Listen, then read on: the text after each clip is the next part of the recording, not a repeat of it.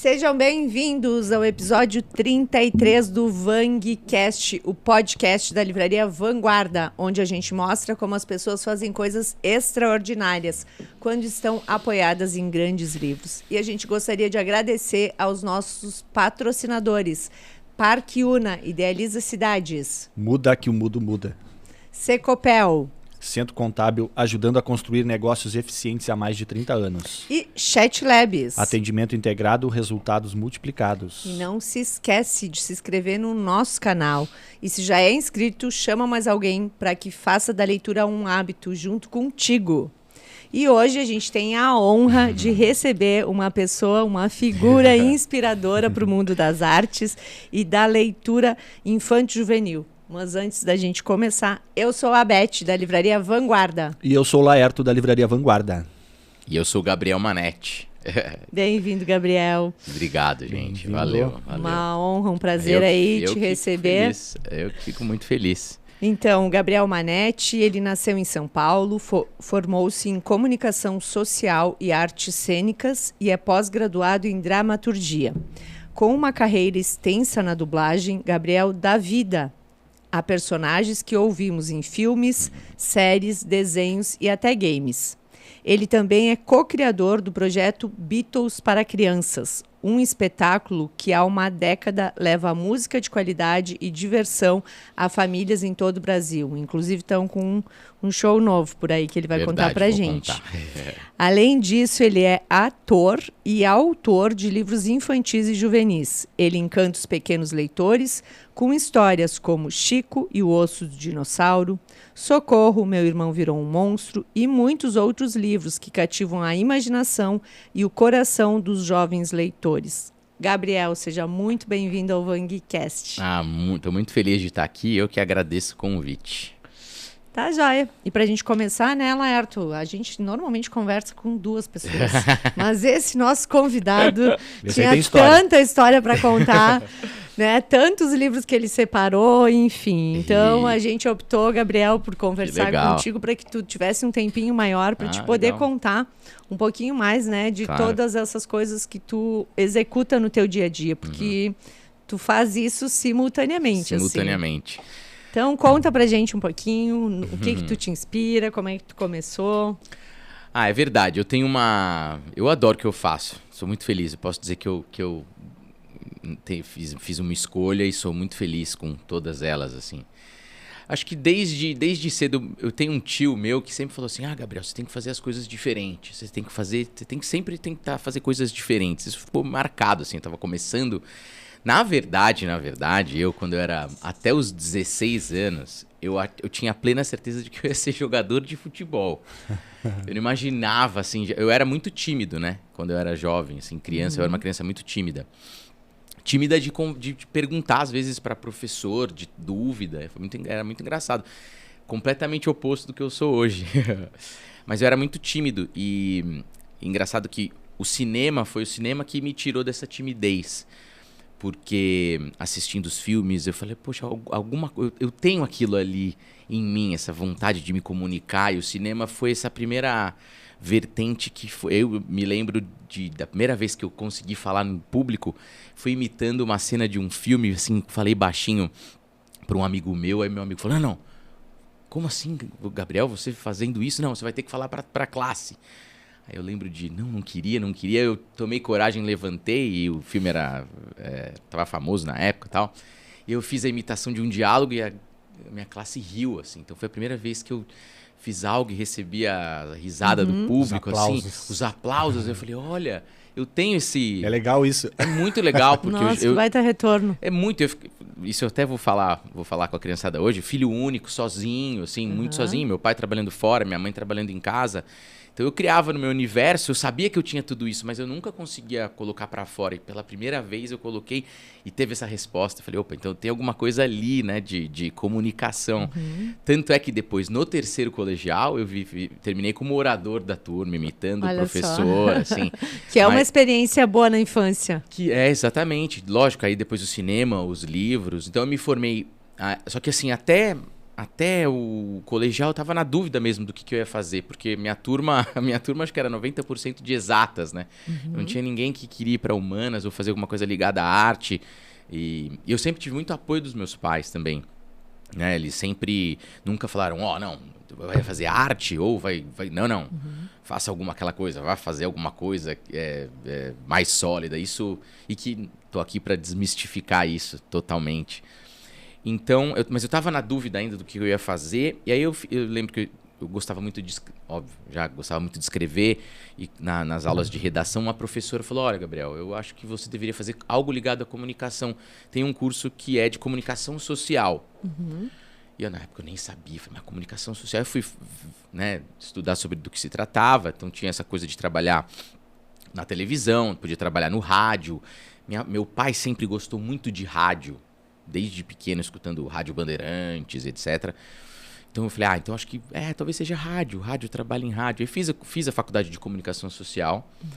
E aí você encontra as pessoas que estão querendo se comunicar e logo você vai sacando assim a sua turma. Aí me formei em comunicação social, mas nunca trabalhei em rádio, que era minha primeira visão, assim. Logo no segundo ano da faculdade, eu entrei num estágio de uma emissora de televisão em São Paulo. Não era gigantesca, mas era uma emissora que estava começando, existe até hoje. E por sorte, assim, eu caí no único programa de dramaturgia que eles fizeram na história. E era um programa muito legal, era um programa com roteiristas do Rá-Tim-Bum, Edu Saleme, Cláudia Dalla Verde... Ótima escola. Dionísio Jacob, e caí como produtor muito próximo dos atores. Então, eu não tive... Meus pais, na minha infância, na minha adolescência, não foram também de me levar ao teatro muito, assim, era muito curioso. Eles são muito ligados à música, mas eu tive esse contato com os atores. Então aí as coisas foram fazendo isso. Eu falei, não, peraí, eu não quero trabalhar atrás das câmeras, eu quero estar no lugar deles, assim. E aí, como tudo na minha vida, eu fui meio ao acaso, né? As escolhas, os passos, assim, diferente da minha esposa, por exemplo, que cresceu sempre falando, não, eu quero ser atriz desde pequenininha. As coisas foram acontecendo, eu fui descobrindo, dando esses passos, assim, né? Então tive sorte de cair numa produção que tinha dramaturgia, então amei a parte de dramaturgia aí, em contato com os atores.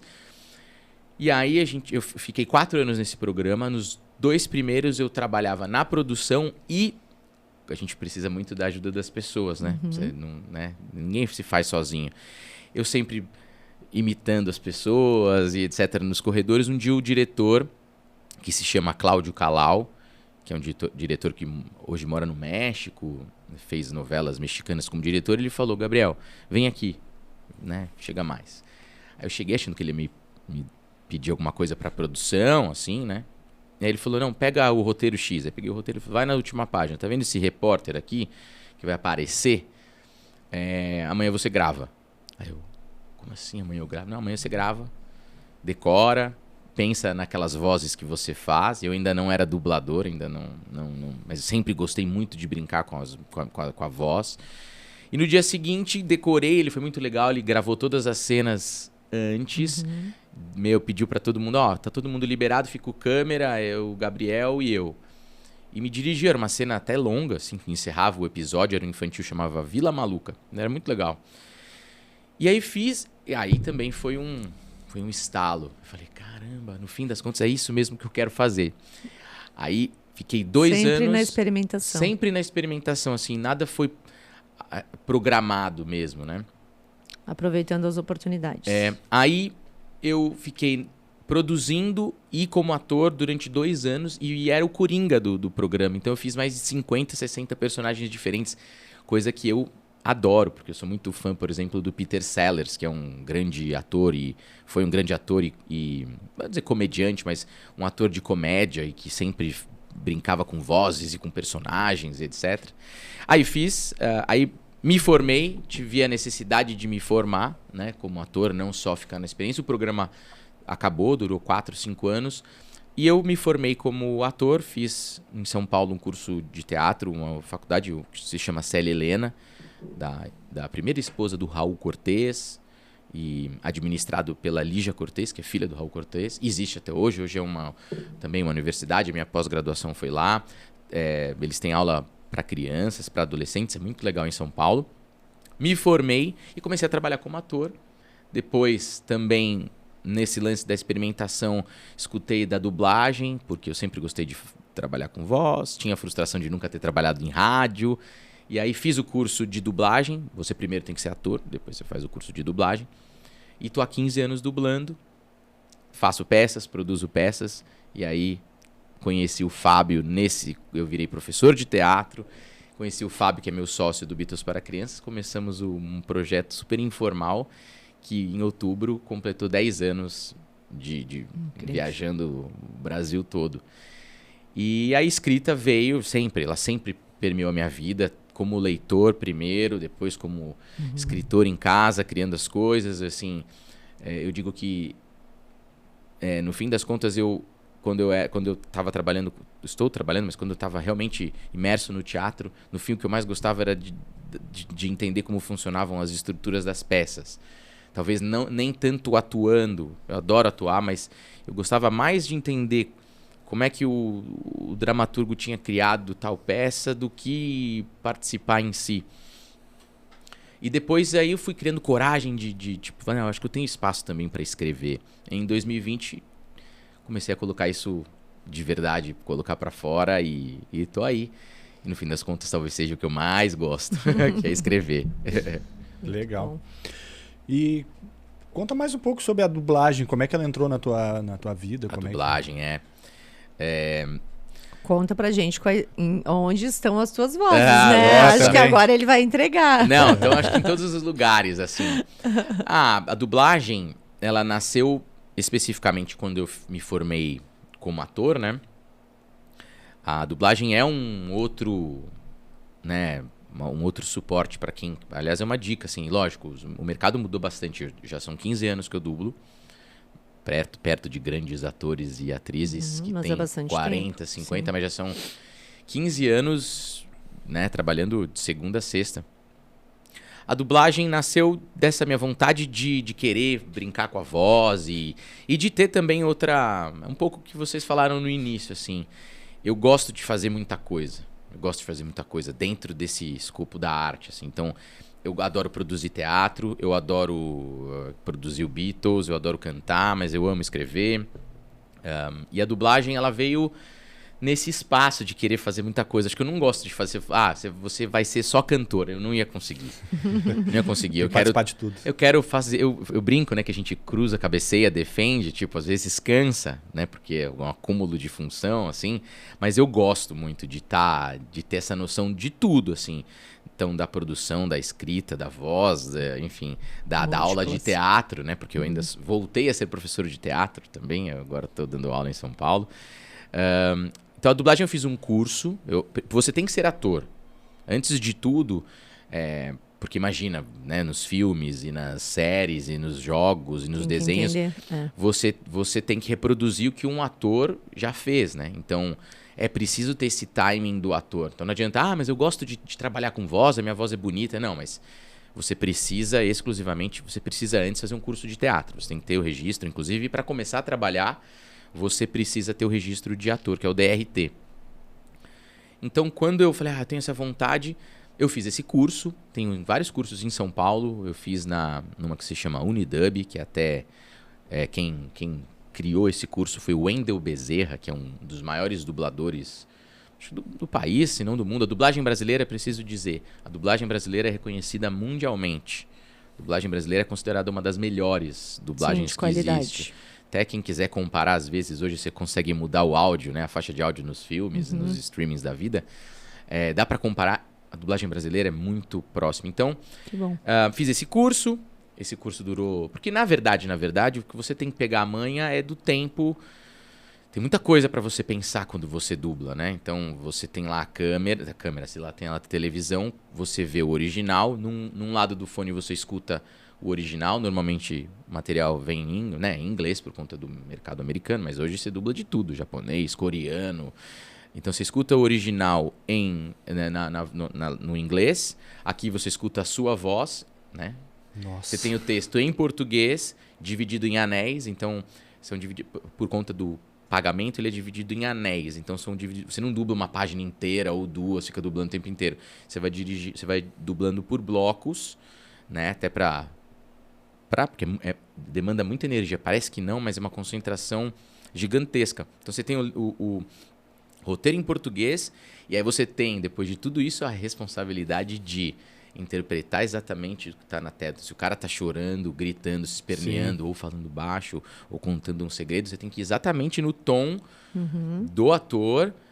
E tem vezes que você não só dubla filme, porque quando você dubla filme, existe um pouquinho mais de cadência, eles não cortam tanto a fala, né? Mais ou menos assim. Então o cara interpreta, então ele vai nesse tom. Agora, às vezes a gente dubla esses realities, assim, de reforma de casa, que é a vida real, como a gente está falando agora. Então o cara tosse, o cara para, cada pessoa tem um ritmo diferente da fala. Então você tem que dublar, você tem que fazer o que ele está fazendo. Se o cara fez pausa, você tem que fazer tudo isso em pouco tempo, né? Mas tem que conhecer o personagem também, né? Nem sempre. Então, nem sempre, porque tem programas que você fala, bom, beleza, esse programa eu sou fixo, eu sou um personagem. Por exemplo, eu dublei um documentário daquele jogador de futebol argentino que se chama Di Maria, que tá na Netflix, enfim. E então eu já sabia que eu ia gravar ele durante a semana toda. A voz dele tu gravou? Eu gravei a voz dele. Então eu já sabia que era ele. Então toda vez que o estúdio me marcava a escala, que a gente chama de escala, eu já sabia que era ele, mas não é sempre. Às vezes você vai fazer uma ponta, ou mesmo vai começar um projeto, você não sabe nem do que se trata a série, nem quem é o ator, nem qual que é o ritmo. Por isso que tem que ser ator, porque e na dublagem tem muito volume de coisa acontecendo. Então se você até... peraí, como é que é o ritmo desse ator? Ele tem a voz um pouco mais grave, ou ele tem a voz ele um pouquinho mais jovem que eu, então... Isso você tem que pegar, assim, no segundo. O diretor chega lá e fala, Gabriel, a história é a história de um ex-marinheiro que é preso, ele é preso num presídio. Olha a dinâmica. Muito entendeu? Dinâmico. E aí vai aprender com um outro companheiro de cela e vai fugir para se vingar de quem o colocou na prisão. É isso, tá, Gabriel? Mas você não sabe se na primeira cena o cara vai gritar, o cara vai estar mergulhando. Então você vai descobrindo, então você tem que ser muito rápido, assim. E fazer o que é o mais difícil, que é o sincronismo, né? Aquela coisinha da boca, mudar, porque vem o roteiro traduzido. Mas nem sempre a tradução, ela cabe na boca do... Porque às vezes tem uma palavrinha que é muito aberta e na tradução tem uma palavra que é fechada. Então, ou é responsabilidade do diretor, porque tem sempre um diretor junto, ou mesmo do ator, que vai lá, muda. Então, assim, é muita coisa para pensar num curto espaço de tempo. Então, é um mercado legal, divertido, é muito divertido, tipo, é muito legal. Então, às vezes, assim, e num dia você dubla várias coisas, né? Então, num dia você tá lá marcado 2 horas para dublar o Di Maria falando de futebol. Só que mesmo nesse programa, ele tá feliz, aí no próximo ele lembra da mãe e ele chora. Aí como é que você vai fazer? Você só tem a sua voz para mostrar que ele tá chorando. Então tem a técnica, né? De como é que você vai embargar a voz. Então, às vezes você se emociona com o que o cara tá falando. Mas aí na escala seguinte, você vai para um outro estúdio, você tá dublando um cachorro. Assim, num desenho, assim. Eu dublei, né? Agora não pintaram outras temporadas, mas é muito legal. Chama The Dog and Pony Show. Eu faço um cachorro. Mas aí na escala seguinte você faz um mecânico de barba que fala sobre carros. Eu não entendo nada de carro. Aliás, é muito legal esse trabalho porque você acaba conhecendo de tudo, mas eu não entendo nada de carro. Eu dublo muita coisa de carro porque tem muito. Aí na escala seguinte você está dublando um empreiteiro para fazer reforma lá em Massachusetts, lá, porque sempre tem os Estados Unidos, essas coisas de reforma. Mas você não necessariamente sabe exatamente o que você vai dublar no dia. Nossa, é muito dinâmico isso. É dinâmico, mas é legal. Por exemplo, do Di Maria é em português. Tudo em português. A dublagem, a tua dublagem toda para português. Invariavelmente, às vezes, você tem que falar alguma coisinha, mas a dublagem assim, a galera... Eu gosto de escutar os filmes no original, eu gosto de ver a interpretação, mas a dublagem, ela entra como uma maneira de você fincar a bandeira da tua língua, né? Claro. Porque Muita gente não acompanha a legenda, isso é fato, isso aí é um estudo. Tem muita gente que não acompanha o inglês e a legenda, então perde muito da história, perde muito do enredo, da interpretação. Então opta pela dublagem no português. Eu sou se eu leio ou eu assisto o filme. Então, mas é isso. E é uma maneira... mas é um estudo mesmo. As pessoas preferem a dublagem, né, na sua língua oficial... Porque não quer perder esse lance, porque é muito assim, né? Você perde um diálogo e você acaba perdendo às vezes perde a imagem, né? A imagem, a interpretação, às vezes uma coisa... Mas é uma maneira de você fincar a própria língua. Tem países que não permitem a legendagem. Por exemplo, na França. Na França, vem os filmes gringos, não vem a legenda em francês. Tá tudo dublado no francês. É dublado, não tem a legenda. Eles não vão assistir um filme, sei lá, americano com a legenda em francês. Não, eles dublam. Porque é a língua do país, né? Claro, faz parte para fortalecer, exatamente, para fortalecer a língua do país. Faz sentido. Então, assim, além de tudo, é essa missão mesmo, né? E, de novo, só reiterando, a dublagem brasileira é muito boa, feita por profissionais, estúdios incríveis, gente de muito respeito. E hoje está explodindo, né? Por conta dos streamings, né? É um mercado que está também... Então tem muito trabalho por aí. Tem muito trabalho por aí. Mas tu não nos contou quem é a dublagem que tu fez lá. A que eu mais gosto? O que mais repercutiu. Puxa vida. Sabe o que acontece? É que a gente dubla, é o que eu falei. Isso é que nem filho, né? Não tem escolha. Não tem escolha. É difícil mesmo, porque num dia você dubla 10 coisas, assim, sem brincadeira. É o que eu falei. Às vezes você dubla o cachorro de manhã, o de Maria antes do almoço, aí almoça, vai lá e dubla um empreiteiro, depois um cara que tá no Alasca buscando alguma coisa. Eu tento, sem brincadeira, eu gosto muito da dublagem, então eu tento dar o meu melhor, mesmo, às vezes você faz só uma pontinha, às vezes você vai dublar e dubla 15 minutos. Vai lá, faz um cara que aparece, diz oi, tudo bem, tchau, dá uma reação e vai embora. Nem sempre você dubla horas e horas e horas, 4, 5 horas no estúdio. Você, às vezes, faz uma pontinha, então, mas eu tento me dedicar para tudo. Agora, eu vou dizer algumas coisas que me marcaram, talvez não sejam as preferidas, porque às vezes eu fiz personagens que apareceram em filmes, em pequenas partes, que eu amei, mas, enfim, eu vou lembrar a minha primeira...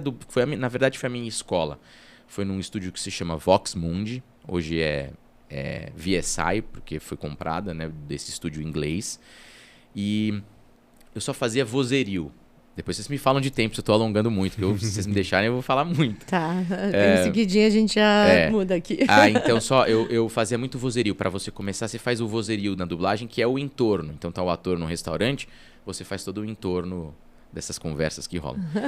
E legal. Logo eu fiz um personagem que se chama Amy James, que é um reality show sobre tatuagem. E ele é super famoso nos Estados Unidos. Depois, até quando viajei, o encontrei, falei, eu sou a sua voz no Brasil e tal. E foi meu primeiro protagonista, assim, de uma série, assim, importante, que depois teve 10 temporadas. Foi muito legal. Eu acho que foi isso. Eu gostei muito de dublar o de Maria, eu gosto muito de futebol também, sou fã. E foi uma série que repercutiu bastante no Netflix. E filmes, eu gosto muito desse que eu terminei de dublar, que se chama The Dog and Pony Show, que é um cachorro completamente maluco, meio CDF, e desenho dá pra brincar com a voz, então eu faço uma voz mais roquinha, assim, então ele é todo serelepe e tal. Mas já dublei game. Game é um outro mercado gigantesco também que tá surgindo. Você dublar chama localização de game. Então eu acho que eu vou pelo... Aí eu gostei de dublar um que se chama Pesca Mortal. Eu não sei, eu não vejo muita graça, mas as pessoas amam esse programa de ir atrás de caranguejo. Nos barcos que ficam no mar de Bering, que ficam caçando caranguejos. Mas tem toda a dificuldade de você estar no mar, esse mar revolto. E eu faço um capitão que se chama Scott Campbell Jr., e ele é todo de barba, ele é todo bravo, mas ele é super vitorioso, ele tá sempre ganhando as temporadas e tal. Também foi legal. Mas eu gosto de tudo que eu faço, do empreiteiro ao cachorro. É um outro mundo mesmo. Outro mundo, é muito legal, muito divertido. É um outro mundo. E é uma outra parte da arte que pouco se conhece, né? Pouco. E se fala pouco também, eu acho. Não sei se talvez aqui pra gente chegue muito pouco. Talvez. Talvez num grande centro de eu acho que sim. jeito. Porque a dublagem é assim, se você vai, como fala lá em escolas, assim, mesmo em São Paulo, eles amam. Tem uma parte. E a dublagem tem uma coisa de fãs mesmo, deles ficarem bravos se, por exemplo, de uma temporada pra outra, trocarem a voz de um personagem, as pessoas vão lá e falam, brigam, assim. Mas a dublagem é muito legal, divertido fazer. Não é fácil entrar no mercado, não é fácil fazer, requer toda uma dinâmica, uma concentração, mas é muito divertido. Entrando no mercado é muito divertido fazer, muito. Show. Beleza. Antes da gente falar dos Beatles, a gente vai falar um pouquinho aqui desses livros aí. Vamos lá. A gente se conheceu por causa do Chico e Osso do Dinossauro. Né? Verdade. Esse livrinho aqui, super bacana. O Gabriel veio para Pelotas, tinha uma exposição no Shopping Pelotas de dinossauros. Inesquecível. E aí a gente conseguiu, na verdade, fez um trabalho com os nossos clientes, e aí os clientes compravam um livro para doar para as crianças, né? Foi lindo. De escolas. Foi uma ação linda. Foi muito lindo, né? Foi modificador, assim, para mim, porque é diferente, né? Eu tô há 15 anos na dublagem, então eu chego num estúdio, eu sei exatamente o que fazer, né? No palco com os Beatles já há 10 anos, no teatro já. Somando tudo, eu já tenho quase 26 anos de carreira. Mas a literatura foi a minha última descoberta como estandarte da minha profissão. E essa vinda para cá, graças a Beth, todos os parceiros e clientes. A Editora Inverso, A Editora Inverso. Foi o meu primeiro evento ligado à literatura. Porque é muito louco. Eu tava vindo para cá no avião, né? Você fica, nossa, olha que legal. Um trabalho que você senta na sua casa por conta de uma ideia, de uma faísca, transforma numa história. E depois essa história ela é transformada, se materializa num livro. Mas uma coisa que eu fiz ali na minha casa, no escritório, sentado. De repente, olha, eu tô vindo aqui para Pelotas pela segunda vez, conversar com vocês, conversar com as crianças numa feira do livro. Eu fico pensando, olha que legal que a vida é, né?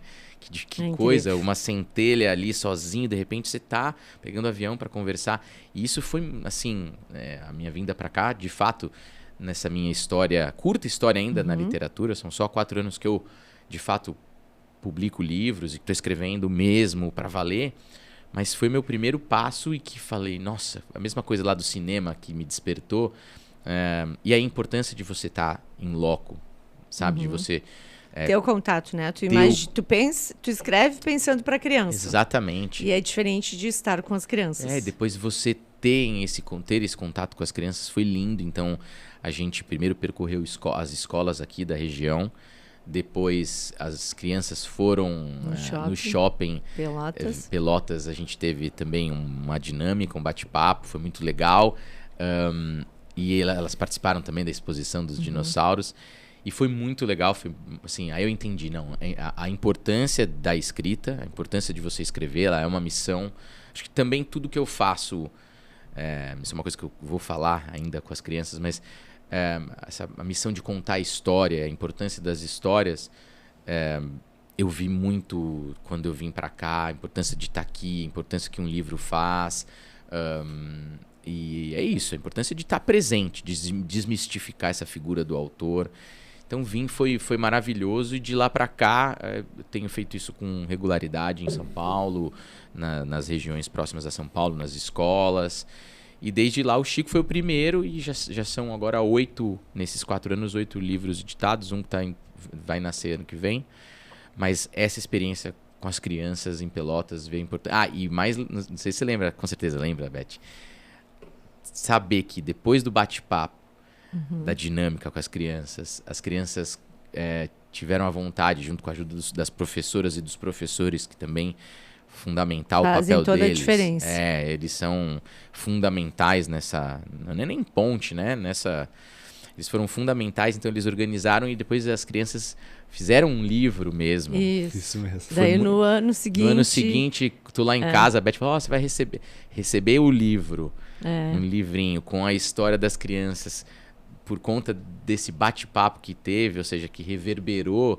Então isso é uma coisa que eu gosto muito. Que foi na construção, né? Tu falaste, tu trabalhou a questão dos elementos que é importante para uma história. Exatamente. Acho que até é legal de citar. Os elementos básicos da narrativa, né? As estruturas básicas, né? Né? A estrutura do começo, meio e fim, da jornada do herói, o quem, o que, onde, coisas básicas mesmo que tem de desenho da Disney até da peça dos teatros dos autores gregos. Elas têm essa estrutura do Aristóteles. Depois teve gente que desvirtuou isso, mas se desvirtua mais porque a base está lá, porque tem noção da base das bases das estruturas narrativas.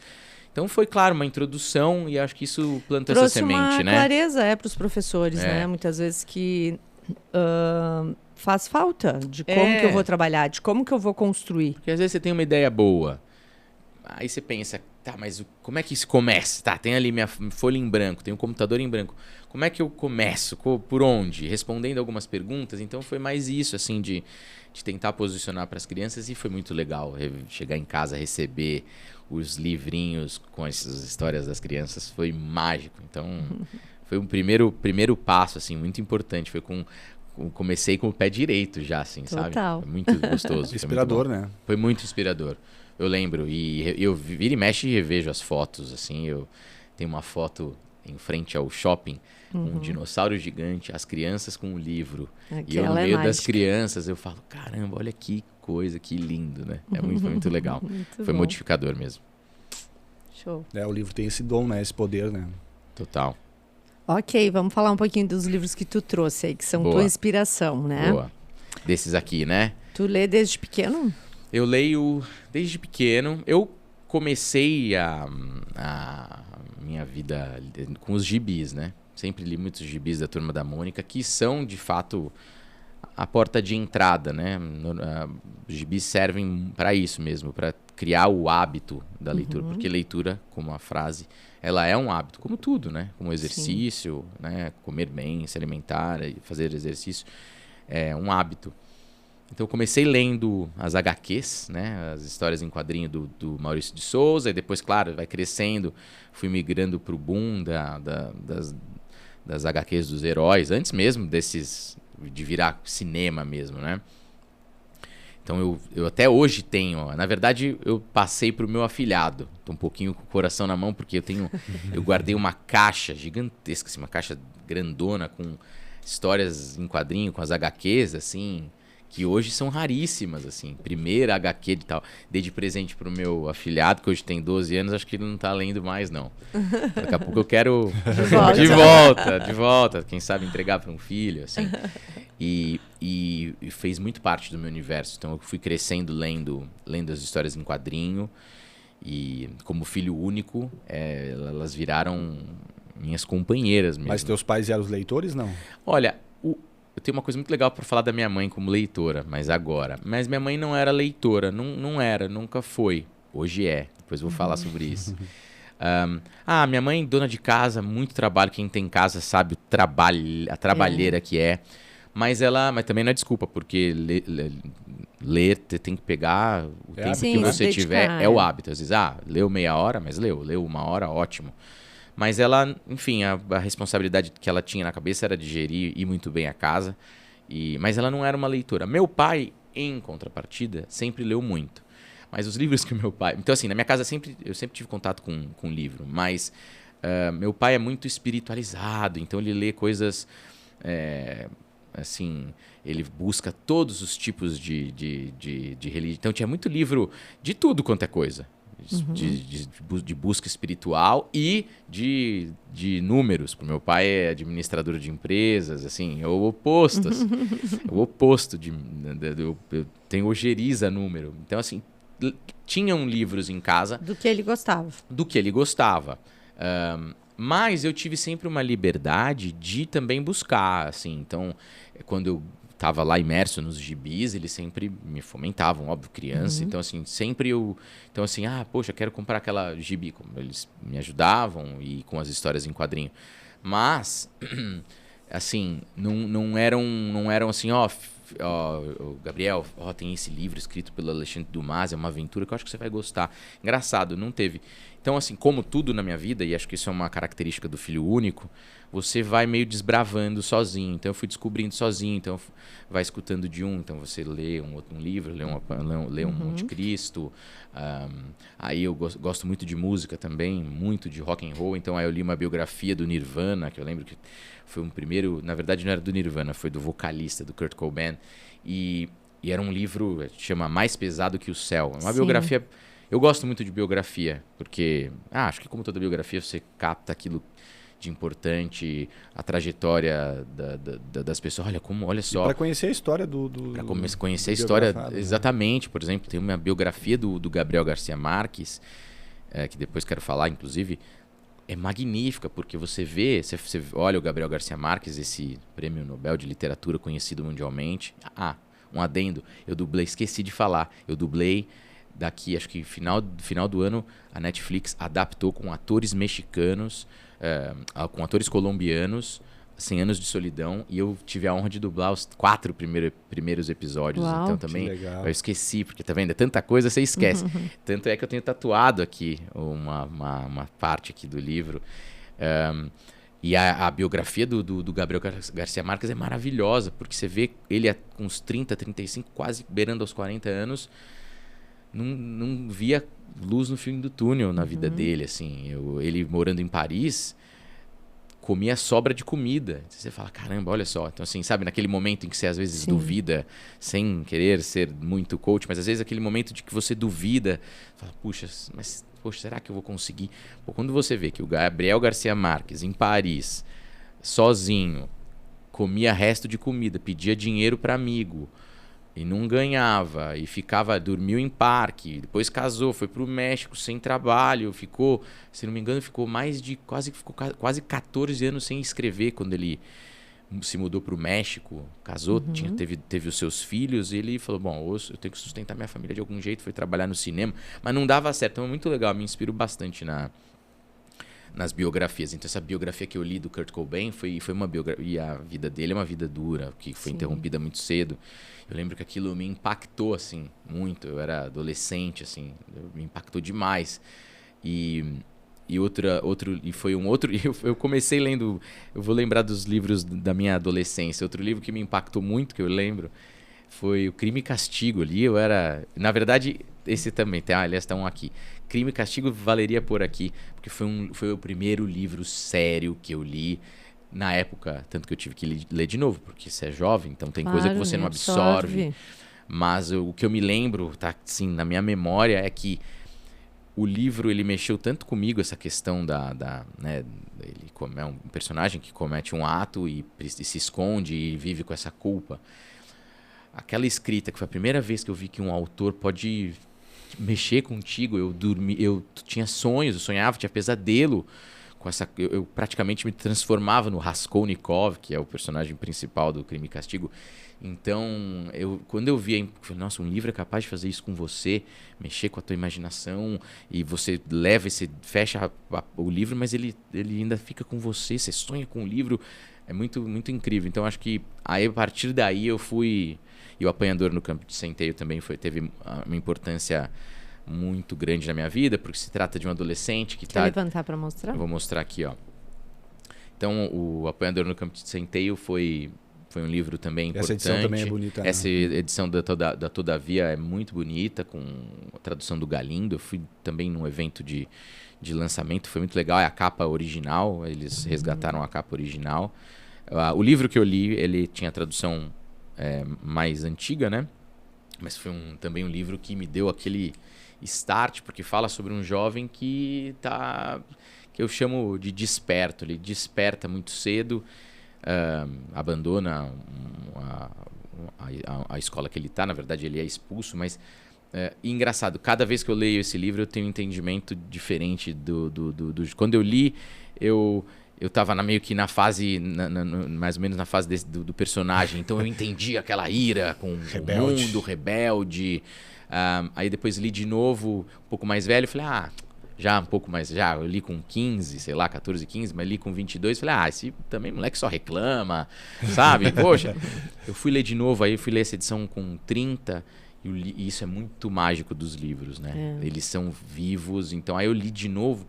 Aí eu acho que eu entendi o que o autor queria, né? Que, na verdade, é um jovem que desperta cedo para a vida e todas as questões complexas que algumas fichas que caem quando a gente está mais velho, caiu logo cedo, por N razões. Então eu falei, nossa, eu entendo esse personagem, eu entendo o que o autor Mas quis, é legal assim. tu ter lido nas 3 fases da tua vida, né? Porque daí tu teve 3 entendimentos diferentes, né? Que é muito importante. Então, assim, eu fui meio que buscando, você me perguntou dos meus pais, eles, ao mesmo tempo que não falavam, Gabriel, olha, esse aqui é o do Salinger, olha, você tem que ler Machado de Assis. Tirando a escola, claro, a escola faz esse papel. É por isso que a importância da escola, a importância dos livros paradidáticos, né? Porque se em casa não tem, por N motivos, por falta de dinheiro, ou por falta de tempo, ou simplesmente porque os pais não têm esse hábito, que precisa ter, né? Sempre. A escola entra como até com outro olhar, né? Com outro olhar, com um olhar de estudo, enfim, não só do passatempo, mas leia, compreenda o texto e tal. Mas se eles não fizeram isso, eles também nunca me bloquearam. E se eu tinha alguma vontade, eles... Não, então tá. Mas tinha que partir sempre de mim. Mas é uma característica do filho único, assim, desbravando, assim, algum sabe? livro que tu leu, tu passou pro teu pai pra ele ler, assim? Teve isso, não? Meu pai, ele é assim... É muito engraçado. Meu pai, que era até então o leitor do trio, né? É um trio, né? Eu, minha mãe e meu pai. É família pequena. Lógico, eu tenho minha esposa e tal, mas era um trio. Meu pai não lê esses livros todos que eu gosto, assim. Que são os livros clássicos. Ele não lê. Ele é engraçado. Não, ele fala assim... E meu pai é todo formal, mas ele... Não, quanto a isso, eu sou um ignorante. Eu não sou... Mas ele lê. Né? Ele tem lá a biblioteca dele, só que tem o que eu falei. Ele lê... a gente filtra o que gosta, não adianta. Claro, é o que pulsa na vida dele. Ele é um cara que busca muito a espiritualidade, então ele vai ler livros que falam sobre isso. E tá certo, né? E tá certo, exatamente. O legal da leitura é isso. Exato, então você tem para todas as tribos. E lê coisas muito técnicas, né? De números. Então ele ama, ele tá lá. Mas então, assim, na verdade, tentando concatenar aqui, o livro sempre esteve presente. Talvez não estivesse dizendo, Gabriel, te dei de presente tal livro. Talvez não. Mas o livro sempre esteve presente. Agora, a minha mãe, claro, o foco da vida dela era cuidar da casa. E ainda é, e muito bem, é muito importante, né? Claro, também, né? Na época, a mãe já vai fazer 72, né? Ela vai ficar brava se ela escutar. Vai estar parecendo que tem 60, 50. Mas a minha mãe, claro, nessa de dona de casa, priorizou, né? São escolhas, né? Hoje em dia, graças a hoje o mundo moderno, mas a minha mãe privou um pouco da vida pessoal dela, do trabalho, para cuidar da casa, e beleza, e sempre fez muito bem. Ela administrou o lar muito bem, né? Foi muito importante para o meu pai poder, aquilo, né? O meu pai ia trabalhar, ela ficava administrando a casa, e é muito trabalho, quem tem casa, eu repito, eu que cuido de casa também, além de tudo que a gente faz, a gente cuida de casa, eu e minha esposa, dá muito trabalho, não para, se você ficar, sempre tem, né? Sempre tem coisa para fazer. Então, mas ela não tinha o hábito da leitura, engraçado, ela meio que... Como eu gostava muito de cinema, como eu gostava muito comecei com os gibis, eu gostava depois fui para os livros, fui para o teatro, ela meio que por osmose, também é coisa de filho único, ela ia gostando gostando do que eu gostava. Então, se eu frequentava muito o teatro, ela passou a frequentar o teatro. Então, eu falava, mãe, esse filme tem que assistir, a gente tem que assistir, ele é um filme clássico, Cidadão Kane, tem que assistir.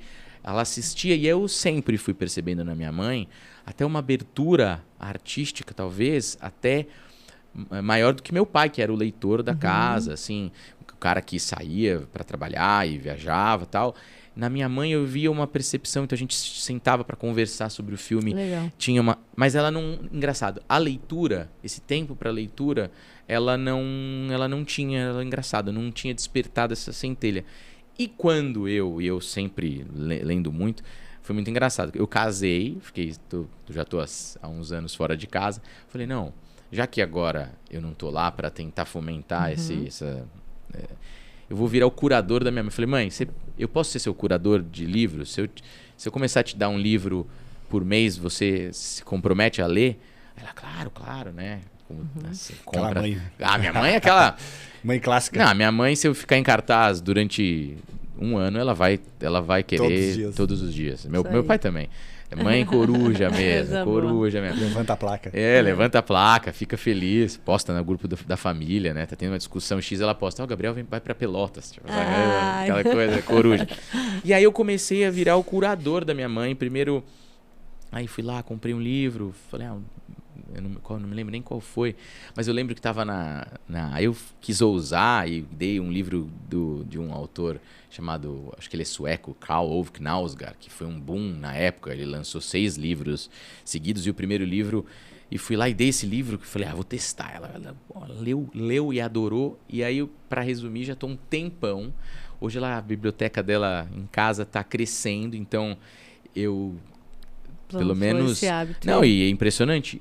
Cria hábito, cria o gosto, ela cria, né? Claro, tá ficando mais criteriosa. Sim. Então, assim, eu tô dando livros, por exemplo, eu tenho um livro muito bom que chama As Avós, da Doris Lessing, que é uma escritora inglesa, que também ganhou o Nobel de Literatura.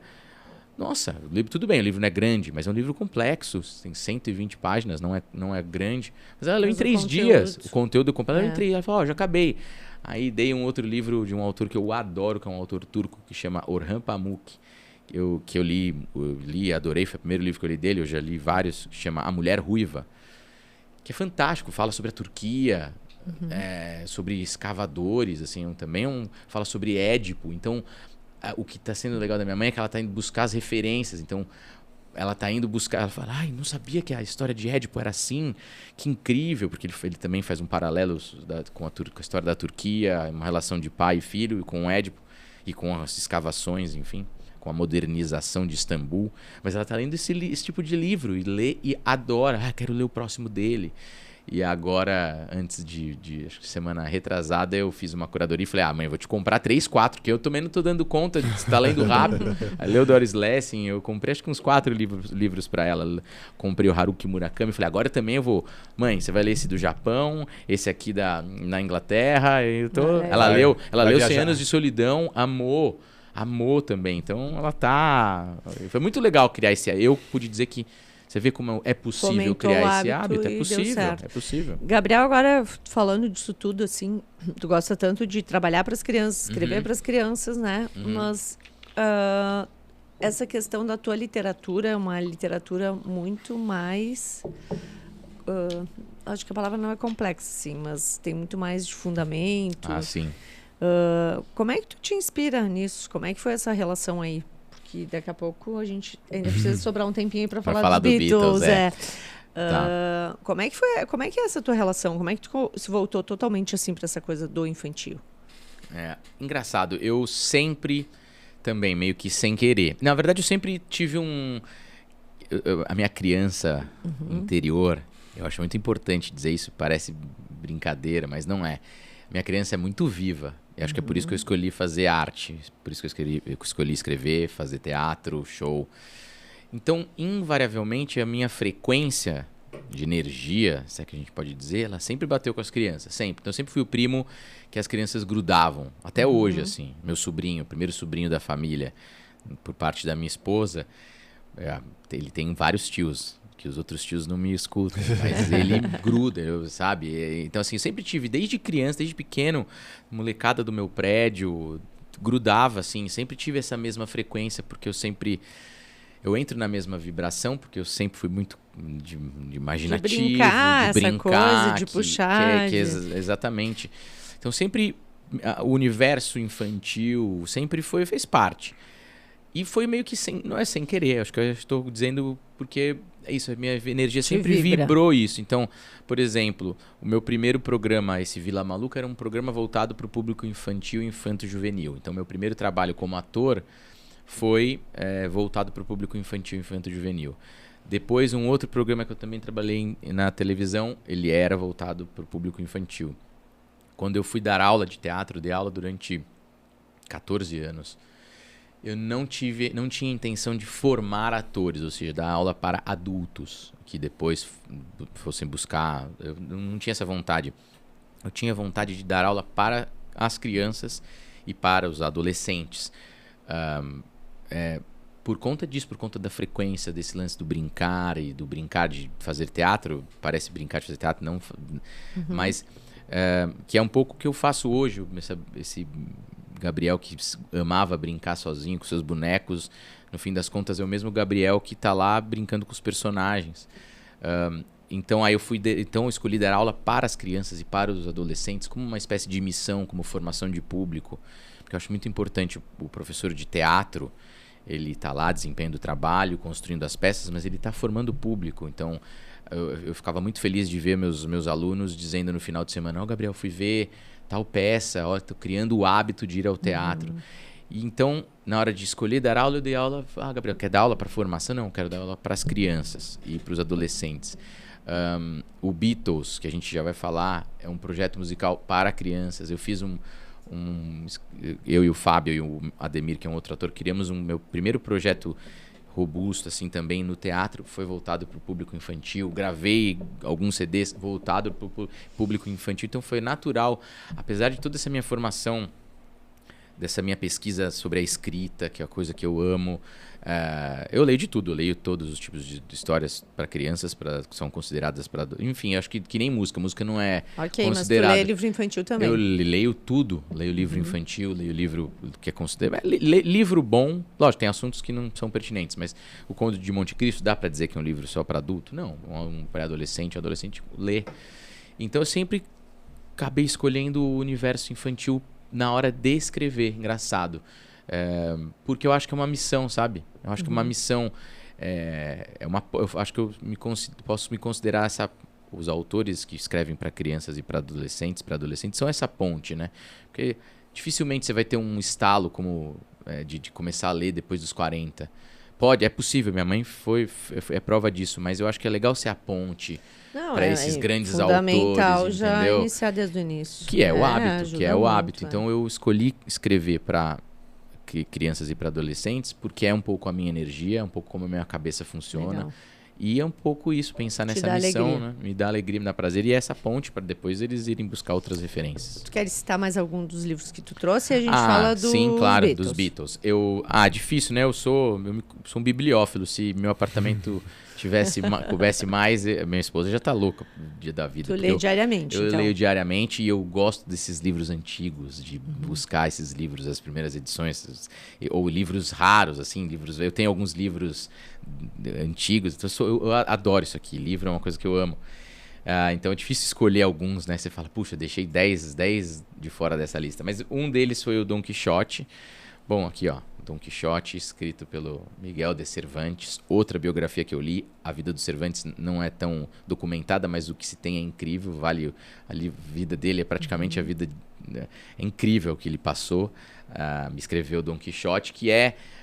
por coincidência, um homem que, teoricamente, fica louco de tanto ler. Lê tantas histórias de cavalaria que acaba achando que é um cavaleiro, né? Um cavaleiro sobe no seu... Para ele é um cavalo maravilhoso, mas não é é um coitado de um cavalo magro. Mas tem bonito, fala sobre a imaginação, sobre a utopia, de querer melhorar o mundo. Então, acho que um pouco... Eu me vejo um pouco no Dom Quixote, assim, sabe? Esse homem que vê certas injustiças e que quer transformá-las, assim, e tudo através do mundo. Ele vive um mundo da imaginação, a famosa cena dos moinhos, assim, acho importante. O Apanhador no Campo de Centeio também, escrito pelo americano J.D. Salinger, foi muito importante, porque esse tipo de livro que acho que você pode ler com 15, com 20, com 30, e ele vai virando chavinhas, assim. Acho que é isso, é o despertar, né? Um despertar de um amadurecimento, vale muito a pena também. Vidas Secas, para mim, né?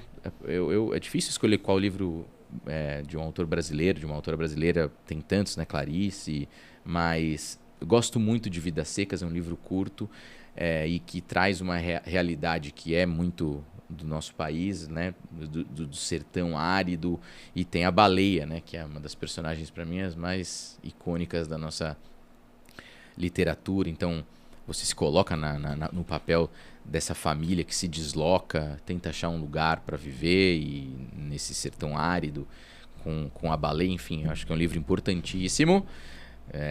amo o Balzac, né, que é o Honoré de Balzac, escritor francês. Tenho até tatuado ele aqui.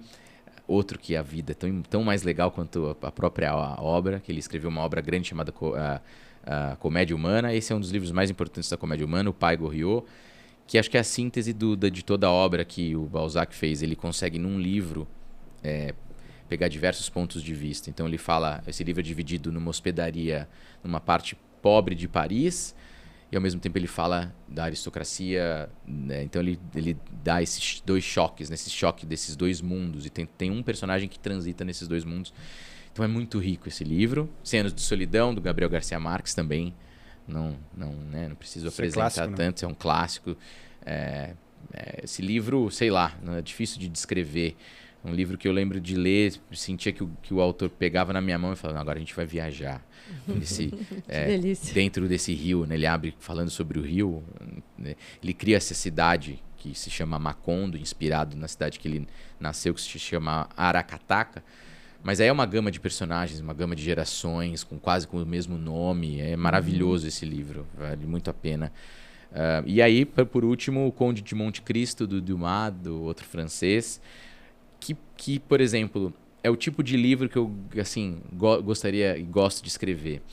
Que é um livro bem escrito, com boas referências, bem estruturado, com símbolos muito importantes. Então, o próprio Edmond Dantes, o Conde de Monte Cristo, a história da vingança, a história da busca dele por conhecimento. Então ele cria símbolos muito importantes e além de tudo é uma aventura. Era um folhetim, né, que saíam por capítulos. Então ele tem essa coisa da aventura, que eu acho que falta hoje, é o que eu gostaria, que eu quero muito entrar, quero que meus livros informem, deem referências, mas que também tem aquela vontade, dê aquele quê de aventura, de você virar logo a página, sabe? O que vai então, acontecer. São essas dicas aí. Tem outras Descobrir, também, né? Descobrir, exatamente. Show de bola, a gente está quase chegando ao final aí. E a gente vai falar rapidinho, antes da gente encerrar, dos Beatles. Como é que surgiu, rapidinho? Beatles já tem 10 anos, viajando o país todo. Começou de forma informal, eu e o Fábio, que é meu compadre, meu sócio, co-criador. Fábio conheceu o Paul McCartney por conta de uma promoção de um canal aqui do Brasil. Conheceu ele, viu backstage, porque ele mostrou um vídeo que ele tinha já tocando Beatles nas escolas antes do projeto nascer. Foi escolhido, encontrou o cara, ele falou, meu, que legal. Aí logo o Sesc em São Paulo falou, ô Fábio, ele tinha muito contato com o Sesc. Cara, preciso de um show. Aí ele falou, bicho, eu acho que eu tenho tocado Beatles para crianças, mas não sei. Aí, pode ser. E aí ele me chamou, nós éramos parceiros de escola, eu dando aula de teatro, ele de música, e sentamos para criar o roteiro, fizemos 4 apresentações no Sesc, foi muito legal. Um outro teatro chamou, fizemos 2, lotou, a gente falou, mas aí o dono do teatro falou, faz no carnaval. Eu falei, imagina que no carnaval em São Paulo alguém vai querer escutar rock and roll. Fizemos lá 3, 4 apresentações, lotou um teatro que é na Lapa, não um teatro que, né, num lugar central, assim. Aí ele propôs, esse dono do teatro, fiquem em temporada aqui, ficou o ano todo. E eu era contra, imagina, um show. Ninguém fica em temporada com show. E no fim ficamos 1 ano e meio, sábados e domingos, lotando. Então, para resumir, esse projeto que era um show informal, virou uma produtora com 5 shows diferentes no repertório, com livros, com cadernos de atividade, com CDs autorizados pela Apple, né? Pela marca Beatles, né? É muito difícil você conseguir isso. Então a gente conseguiu através da MCD, que é a nossa gravadora. São os únicos do Brasil, né? Que a gente tem o direito de usar no Spotify, no YouTube. Então gravamos 3 CDs, né? Agora já não tem mais isso. Antes a gente fazia o encarte com todo carinho. E viraram 5 shows de repertórios distintos que eu ali estruturo como roteirista. O Fábio na música, a gente tem uma banda maravilhosa, a produção maravilhosa, e já vamos bater, sei lá, acho que mais de 1.200 apresentações nesses 10 anos, viajando o Brasil todo, de cabo a rabo. Roraima a gente não conhecia, foi fazer um show em Roraima. Pelotas ainda, Pelotas recebeu o Gabriel aí com os Beatles. Poxa, é verdade, mas sul do país já fizemos, estávamos em Curitiba num domingo, e enfim, e é isso. E eu tinha um sonho ali, para não tomar tempo, tinha um sonho ali, desde pequeno, gostava muito de Queen, e nunca imaginei que poderia ser cantor de rock and roll, porque não tenho formação como cantor, né? Também fui aprendendo na experiência. Hoje me considero um cantor do Beatles, mas não me arrisco, não me dá um microfone num barzinho que eu tenho vergonha. Mas, e é muito legal, muito mágico o que a música faz, o que os Com as Beatles... crianças. E estamos aí, 10 anos, e Show. o projeto é mais 10, mais 10. E o que alcança, né? É demais. Acho que é a única banda capaz de unir gerações. Então você vê o avô, você vê o filho, vê o neto, os três juntos curtindo. Tem a transgressão do rock também, tem o jeito que a gente criou, o show, que é um show interativo, é um show que quebra um pouco esse lance da quarta parede, então as crianças participam, né? Em alguns shows subiam no palco. Então tem projeção, tem dramaturgia, tem história, tem a música, tem instrumentos novos, então tem o lance da musicalização. Nossa, foi um acerto, assim, sem querer, que eu acho que são as melhores coisas. Vai de pouquinho em pouquinho. Hoje é um projeto estruturado que eu tenho muito orgulho de fazer parte também. E é isso. Beatles para crianças. Assim. E temos agenda aí até dezembro, ainda bem, ano que vem também. Quem sabe aqui em Pelotas. Olha aí, foi largado. Show de bola. Ah, gente, obrigado. Gabriel, olha só, tu também tá com um livro em inglês, né? Exato. O Tapete Comilão foi lançado pela RHJ, que é uma editora mineira de Minas, né, de Belo Horizonte. E achei muito legal a ideia de fazer a edição em inglês, tanto para escolas aqui no Brasil, bilíngues, né? Quanto para o público lá fora, né? Vendido lá fora. Muito legal ter... E é legal também trabalhar com a tradutora, traduzindo teu... Aconteceu isso também no Chico. O Chico, né? Também é bilíngue, mas o Chico livro infantil, mais curtinho, mas o Tapete Comilão sendo traduzido foi muito legal esse trabalho, foi bacana. E é isso, abarca as escolas bilíngues e também fora do país também. Esse foi o teu último, Esse né? foi o meu último Tapete Comilão. E pela RHJ, ano que vem, eu vou lançar uma HQ, uma história em quadrinho também. Ah, legal. A segunda história em quadrinho que vai se chamar A Odisseia da Capivara. Nossa. A capivara tá super em alta. Vai passar no Pantanal, então tem toda aquela questão ambiental. É quase que uma jornada, inspirada na Odisseia, mas inspirada na jornada do herói. Então essa capivara ela é separada da família por causa de uma queimada. Então até ela encontrar a família de novo, ela vai passar por todos os lugares mais importantes do Pantanal, fauna, flora, enfim. Vai ser no formato de história em quadrinho. Vai ser bem bonito. Ano que vem. Tá aí o spoiler. Spoiler alert. Vamos por um bate-bola com ele rapidinho? Vamos lá. Ai, bate bola. Tem que ser sucinto. Qual é o teu próximo livro que tu vai ler, Gabriel? Próximo livro que eu vou ler? Eu vou ler... Eu preciso ler a segunda parte de novo do Conde de Monte Cristo. Eu tô para ler Vestígios do Dia, que é do Kazuo Ishiguro, que é um autor já nascido no Japão, mas mora na Inglaterra. E Thomas Mann também, A Montanha Mágica, que é um...